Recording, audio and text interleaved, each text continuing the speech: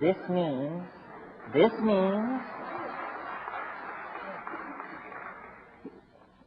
that the kissing has to stop, but the fun can begin, the real fun.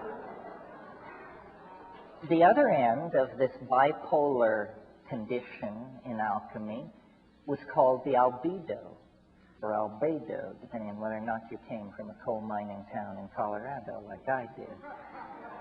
The albedo, the whitening.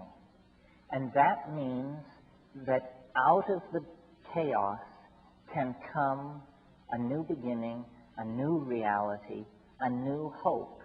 And then the process is one of, you see these alchemists existed in a philosophically more naive, we quote, more naive world than we do. So they actually projected onto the processes of matter their own interior psychic condition. So they did work with matter and fire and furnaces and retorts. And what they would do is they would take the primal materia, lead or excrement or something else, and then they would heat it and turn it to ash, and then calcinate the ash or pour solvents through the ash and get an extract, and then heat that and sublimate it. And out of this, almost as a footnote, came modern chemistry. But that was not the important side of it. The important side of it was that they were projecting mental states onto the swirling retorts of their laboratory. It was like a magical mirror for them. It was, in fact, dare we say the P word, it was psychedelic. What psychedelic means is getting your mind out in front of you by whatever means necessary so that you can relate to it as a thing in the world and then work upon it. So from the nigredo to the albedo, there were a series of these stages. Now, I said a few minutes ago that magic was the key. And by magic, I mean the reclaiming and the reconstruction of language to a sufficient degree that it becomes at first possible, then probable, then inevitable to each one of us that miracles can happen. Miracles can happen. The Grateful Dead have a song, "We need a miracle every day." We do need a miracle every day. Well, is that too tall an order? I don't think so. I don't think so. Years ago, one of these talking vegetables said to me,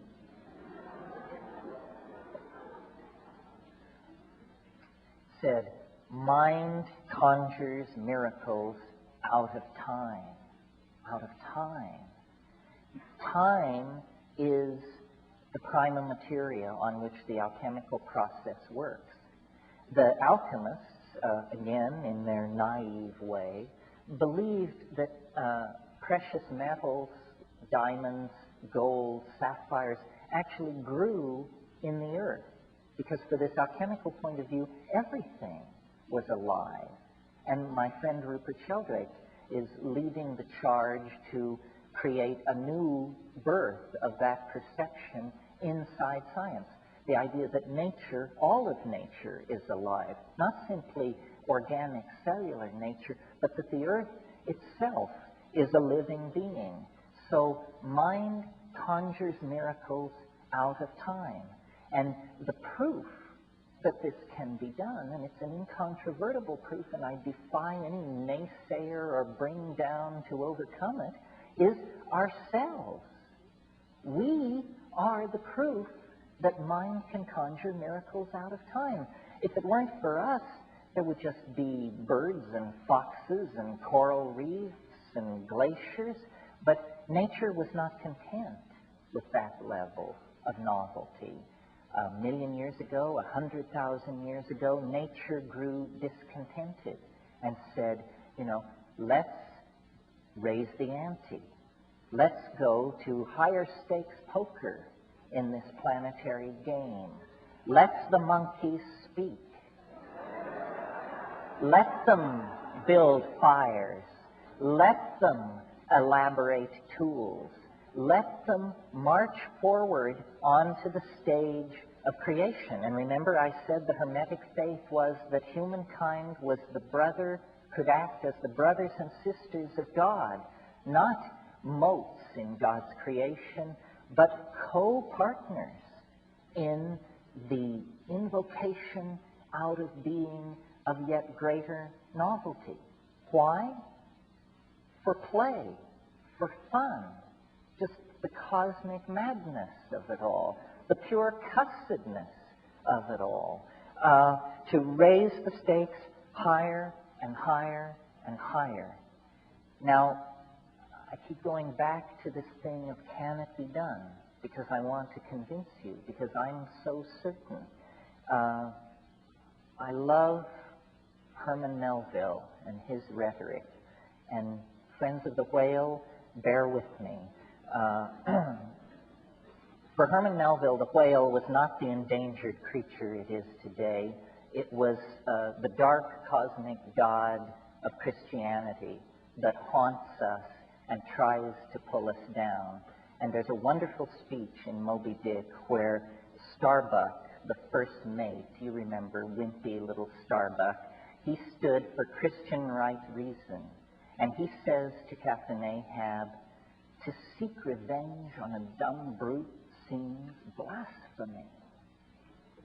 And Ahab says, blasphemy, Starbuck? Speak not to me of blasphemy. I would strike out the sun if it insulted me. For could it do that, then could I do the other. For there is ever a sort of fair play. And that's the point of that rap. There is a sort of fair play. You've been told from the cradle that the deck was stacked against you. Fall of man, original sin, so forth and so on. It's bullshit. It's absolute bullshit. There is a sort of fair play. And if you can get in touch with that in your life, you know, when Muhammad wouldn't come to the mountain came to Muhammad. That's fair play. And if you can have that perception, the world will begin to work for you. It will begin to move toward you as the mountain moved toward Muhammad. The mushroom said to me once, nature loves courage. Nature loves courage. And I said, what's the payoff on that? And it said, it shows you that it loves courage because it will remove obstacles.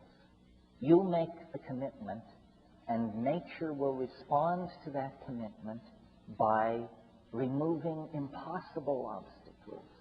Dream the impossible dream, and the world will not grind you under. It will lift you up.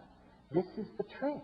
This is what all these teachers and philosophers who really counted, who really touched the alchemical gold, this is what they understood. This is the shamanic dance in the waterfall. This is how magic is done.